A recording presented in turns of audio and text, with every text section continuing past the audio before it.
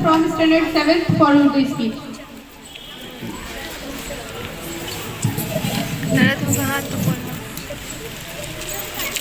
الحمدللہ رب العالمین والصلاة والسلام علی رسولہ الکریم الی یوم الدین.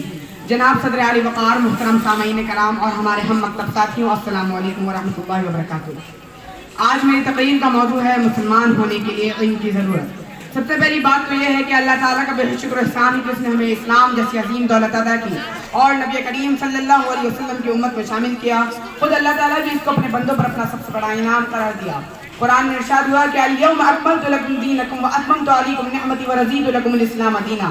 اس کا مفہوم یہ ہے کہ آج میں نے تمہارے دین کو تمہارے لیے کامل کر دیا اور تم پر اپنی نعمت پوری کر دی ہے اور تمہارے لیے اس بات کو پسند کر لیا کہ تمہارا دین اسلام ہو. صدر علی وقار، تو احسان کا تقاضا یہ ہے کہ اس کا حق ادا کیا جائے. جو انسان کسی کے احسان کا حق ادا نہیں کرتا وہ احسان فراموش ہوتا ہے، اور سب سے بدتر احسان فراموشی یہ ہے کہ انسان اپنے خدا کا احسان بھول جائے. صدر علی وقار، تو سوال اب یہاں یہ پیدا ہوتا ہے کہ خدا کے احسان کا حق کس طرح ادا کیا جائے. تو اس کا جواب سنیے. جب اللہ تعالیٰ نے ہمیں امت محمدیہ میں شامل کیا تو اس کے احسان کا صحیح شکریہ یہ ہے کہ ہم محمد صلی اللہ علیہ وسلم کے پورے پیرو بنے اور اللہ تعالیٰ کی مہربانی کا اس طرح ادا کرے کہ ہم پورے مسلمان بن سکے. صدر علی وقار، تو سوال اب یہاں یہ ابھر کر سامنے آتا ہے کہ پورا مسلمان کس طرح بن سکتے ہیں. تو اس کا جواب سنیے. ذرا دماغ پر زور ڈال کر سوچئے. یہ لفظ مسلمان جب ہم بولتے ہیں تو اس کا مطلب کیا ہوتا ہے؟ کیا ایک شخص صرف اس بنا پہ مسلمان ہوتا ہے کہ مسلمان کا بیٹا ہے اور مسلمان کا پوتا ہے؟ کیا مسلمان اسی طرح مسلمان پیدا ہوتا ہے جس طرح ایک ہندو کا بچہ ہندو پیدا ہوتا ہے اور ایک کرسچن کا بچہ کرسچن پیدا ہوتا ہے، ایک پارسی کا بچہ پارسی پیدا ہوتا ہے اور ایک یہودی کا لڑکا یہودی؟ کیا مسلمان بھی کسی نسل یا ذات برادری کا نام ہے کہ ایک انگریز کسی انگریز کے گھر ہونے کی وجہ سے انگریز ہوا؟ کیا مسلمان بھی صرف اس وجہ سے مسلمان ہوتا ہے کیونکہ مسلمان گھرانے میں پیدا ہوا؟ صدر علی وقار، یہ سوالات جو میں آپ کے سامنے رکھ رہا ہوں اس کا جواب آپ کیا دیں گے؟ آپ یہی کہیں گے نا کہ نہیں صاحب، مسلمان اس کو نہیں کہتے، مسلمان نسل کا نام نہیں، نسل سے نہیں ہوا کرتے، بلکہ مسلمان اسلام لانے کی وجہ سے ہوتے ہیں. جو شخص اسلام چھوڑتے ہیں مسلمان نہیں رہتا اور مسلمانوں کی جماعت سے خارج ہو جاتا ہے، چاہے وہ سید کا بیٹا ہے پٹھان کا.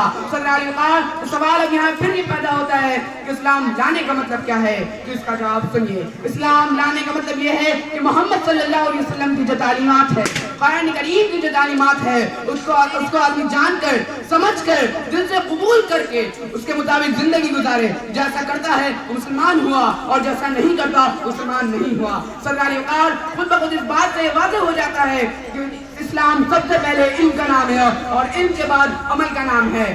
ایک شخص بغیر علم کے ہندو ہو سکتا ہے کیونکہ وہ ہندو پیدا ہوا اور ہندو ہی رہے گا، مگر ایک شخص بغیر علم کے مسلمان نہیں ہو سکتا کیونکہ مسلمان پیدائش سے نہیں ہوا کرتے بلکہ علم سے ہوا کرتے ہیں. اس کو علم ہی نہ ہو کہ محمد صلی اللہ علیہ وسلم کی تعلیمات کیا ہے، قرآن کریم کی تعلیمات کیا ہے اور اس پہ ایمان کیسے لا سکتے ہیں اور اس پر عمل کیسے کر سکتے ہیں. لہذا صدر علی وقار، اللہ تعالیٰ کی سب سے بڑی نعمت جس پر ہم اس کا شکر و احسان مندی کا اظہار کر رہے ہیں، اس کا حاصل ہونا یا نہ ہونا دونوں ہی باتیں ان پر موقوف ہے.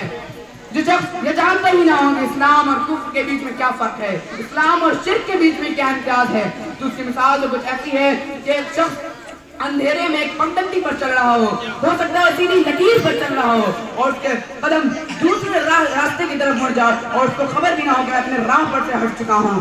صلی اللہ علیہ وسلم، اگر ہمارے پاس علم کی روشنی ہوگی تو ہم اسلام کے ہر قدم پر، زندگی کے ہر قدم پر اسلام کے سیدھے راستے کو دیکھ سکتے ہیں اور اس کے بیچ میں جو کفر، شرک اور گمراہی اور فسق و فجور کے جو ٹیڑھے راستے آئیں گے ان کو پہچان کر ان سے بچ کر اسلامی تعلیمات پر چل کر پورے مسلمان بن سکتے ہیں. اور میں اپنی بات انہی چند اشارے کے ساتھ ختم کروں گا کہ علم کا موجود ہے پاکی، علم کا مقصود ہے پاکی عقل و خرد، علم کا مقصود ہے پاکی عقل و خرد، فقر کا مقصود ہے عفت قلب و نگاہ، علم کا فقر کا مقصود ہے عفت قلب و نگاہ. علم ہے فقیہ و حکیم، فقر ہے مسیح و کلیم. علم ہے فقیہ و کلیم، فقر ہے مسیح و کلیم. علم ہے جو یائے راہ، فقر ہے دانائے راہ. علم کا موجود اور فقر کا موجود اور، علم کا موجود اور فقر کا موجود اور. اشہد ان لا الہ، اشہد ان لا الہ.